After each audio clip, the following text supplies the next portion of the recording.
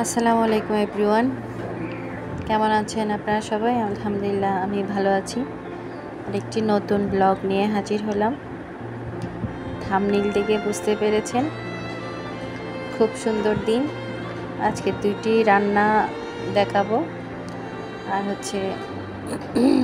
আপনাদের সাথে কিছু মজার মুহূর্ত শেয়ার করলাম।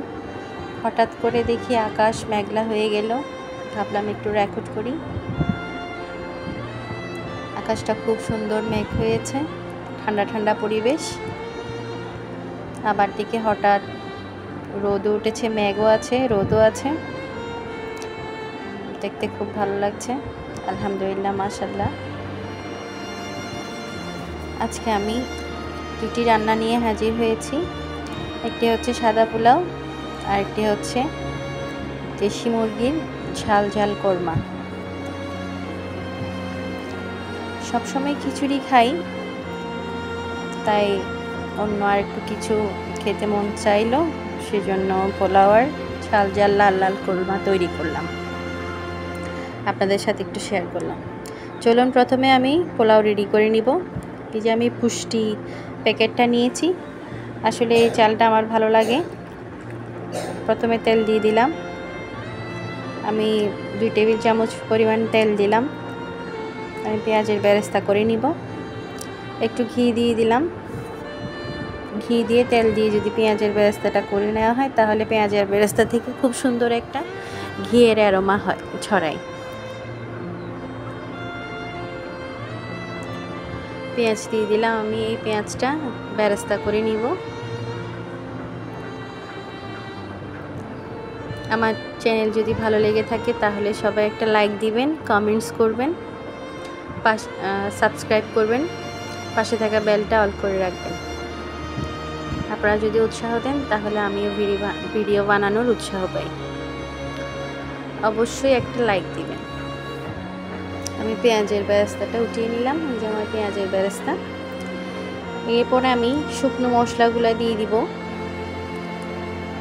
আমরা সচরাচর সবাই পোলাও রান্না করতে পারি। এখানে তেজপাতা, দারচিনি, এলাচ, শুকনো মশলাগুলো দিয়েছি। এরপর একটু হালকায় ভেজে নিব। একটু পেঁয়াজ দিয়ে দিলাম। পেঁয়াজটা প্রথমে দিতে ভুলে গিয়েছি, এখন পেঁয়াজটা দিলাম। যেহেতু আমি সাদা পোলাও রান্না করব, আমি বেশি ভাজাভাজি করব না, তাহলে পোলাওর কালারটা নষ্ট হয়ে যায়। তাই আমি হালকা একটু ভেজে নিয়েছি। এরপর একটু আদা দিব, 1 চিমটি। আদাটা দিলে হয় কি, পোলাও ভাতে একটা খুব সুন্দর অ্যারোমা ছড়ায়। আপনারাও দিয়ে দেখবেন।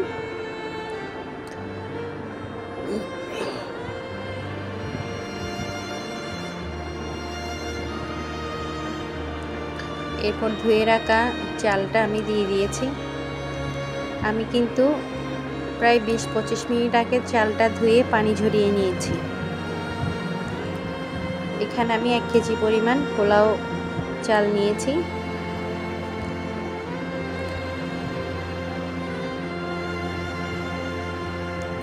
এরপর একটু ভাজতে থাকবো, বেশি ভাজবো না, আমি হালকা ভেজে নিব, যেহেতু আমার পোলাওটা সাদা সাদা হবে।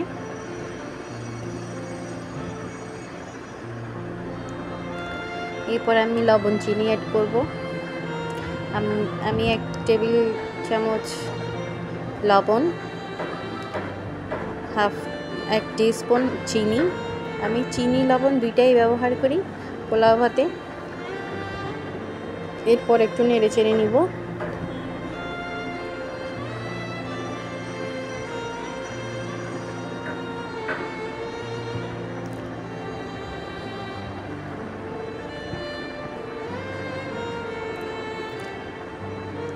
এরপর আমি এখানে পাউডার দুধ মিক্স করব। পাউডার দুধ পোলাও ভাতে আমার ভালো লাগে, আমার একটু কম ছিল, আপনারা চাইলে আর একটু বাড়িয়ে দিতে পারেন। পাউডার দুধ পোলাও ভাতে ব্যবহার করলে পোলাও ভাতটা সাদা হয় এবং খুব সুন্দর একটা অ্যারোমা আসে। আমি তরল দুধটা খুব কমই ব্যবহার করি, পাউডার দুধটাই বেশি ব্যবহার করি।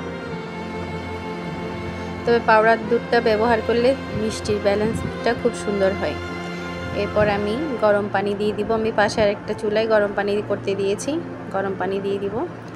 ও হ্যাঁ, এখানে একটা জিনিস স্কিপ করা হয়েছে, আমি 1 চামচ পরিমাণ লেবু রস দিয়েছিলাম যাতে ভাতটা আরেকটু সাদা হয়, আপনাদেরকে এটা বলে রাখলাম। পরে আমি গরম পানি দিয়ে একটু নেড়ে চেড়ে চারদিক দিয়ে একটু স্প্যাচুলার দিয়ে ভালো করে নেড়ে চেড়ে দিয়ে দিয়েছি।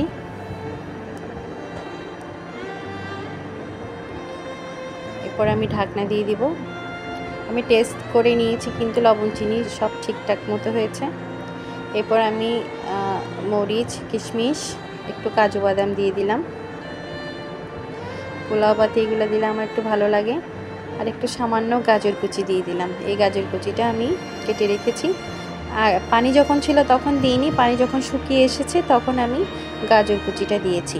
আপনারা আগে কখনো দিবেন না, তাহলে গাজর থেকে কালার ছড়ায়, ভাতটা সবুজ হয়ে ভাতটা কমলা কমলা কালার হয়ে যেতে পারে। আপনারা ভাতটা পানি শুকানোর সময় গাজরটা দিবেন।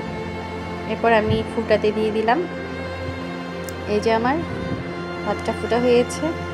সাদা পোলাও খুব সুন্দর হয়েছে, একদম ঝরঝরে,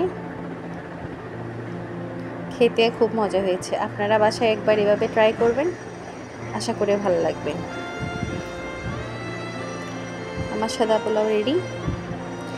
এরপর আমি আরেকটি রান্নায় চলে যাব।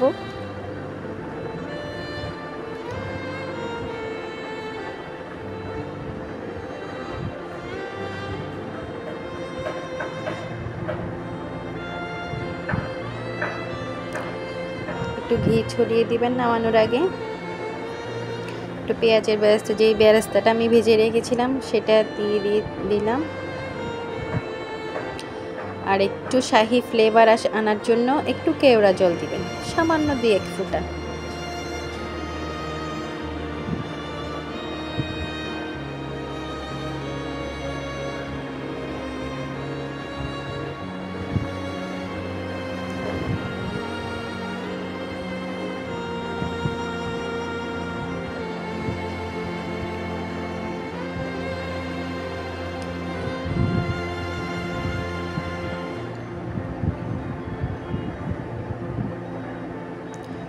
এই পোলাও ভাতটা সব গরুর মাংস, মুরগির মাংস সবগুলোর সাথে খেতে বেশ মজা লাগে।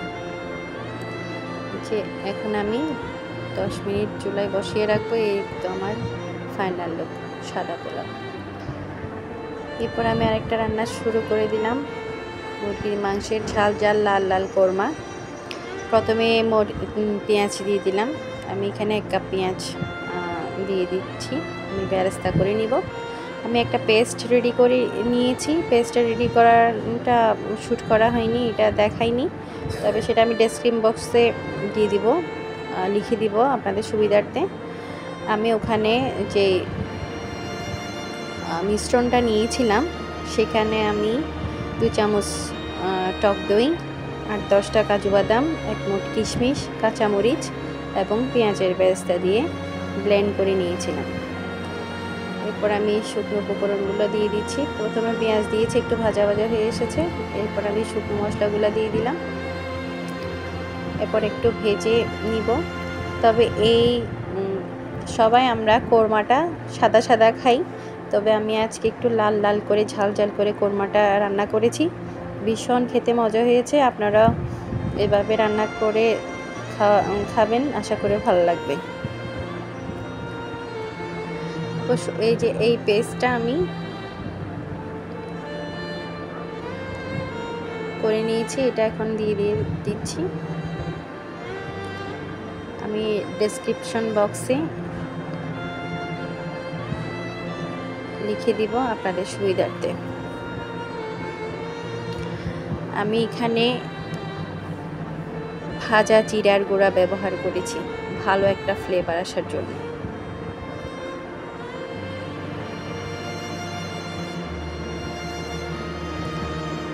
এরপর গুঁড়া মশলাগুলো দিয়ে দিব।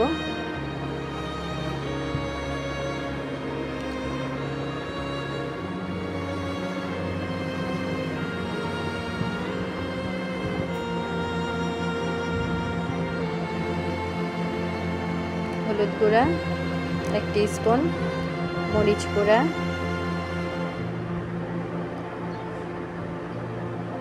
3 টিস্পুন। যেহেতু লাল লাল হবে, একটু ঝাল হবে, সেজন্য আমি মরিচের গুঁড়াটা বাড়িয়ে দিয়েছি। তবে আমি কাঁচা মরিচও কিন্তু ব্যবহার করেছি এখানে।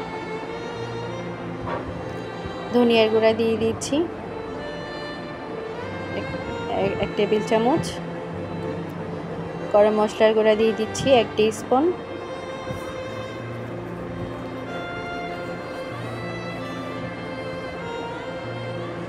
এখন আমি ভাজা জিরার গুঁড়া দিয়ে দিব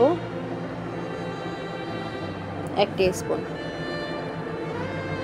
এখন সব মশলাটা কষিয়ে নিব।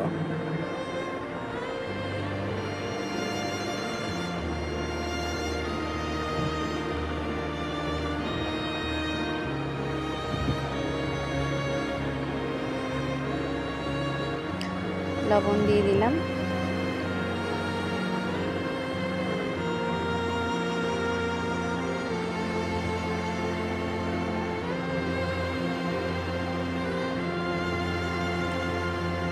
মশলা যত কষাতে থাকবেন রান্নাটা আসলে ততই মজা হয়। মশলাটা একটু যদি নিচে লেগে যায় তাহলে একটু হালকা পানি দিয়ে দিতে পারেন। তবে আমার পানির প্রয়োজন হয়নি, আমি পানি দিইনি। আমি আঁচটা একটু কমিয়ে দিয়ে আস্তে আস্তে কষানোর চেষ্টা করেছি। এরপর আমি মাংসটা দিয়ে দিচ্ছি। এটা আমার কিন্তু দেশি মোরগ ছিল, আমার নিজের পালা মোরগ ছিল।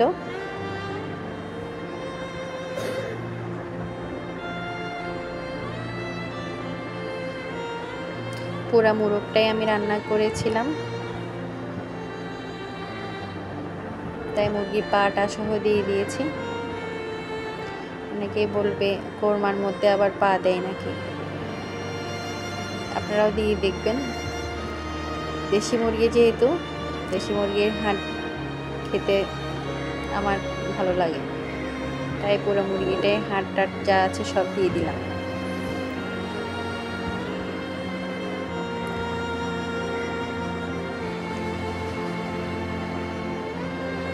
এরপর পাশে মশলা আছে, মশলাগুলো একটু খুব সুন্দর করে স্প্যাচুলার দিয়ে একটু নিচে নামিয়ে দিয়েছি।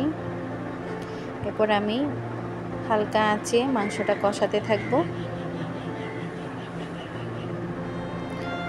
চুলার জালটা বাড়িয়ে দিবেন না, তাহলে নিচে আঁচ লেগে যেতে পারে। যদি আঁচ লেগে যায় তাহলে মাংসটা তিতা তিতা স্বাদ আসবে। এই জন্য একটু ধৈর্য ধরে রান্নাটা করলে খুব মজা পাওয়া যায়। এই যে আমার মাংসটা অলমোস্ট হয়ে এসেছে। আমি কিন্তু মাঝখানে গরম পানি দিয়েছিলাম, গরম পানিটা শুকিয়ে এসেছে আমার। এই যে এরকম মাখা মাখা হয়েছে। সাদা পোলাওর সাথে এই লাল লাল ঝাল ঝাল কোরমা খেতে বেশ দারুণ হয়েছে। আপনারা সবাই আমার জন্য দোয়া করবেন। আজকের মতো এই পর্যন্ত। আল্লাহ হাফেজ।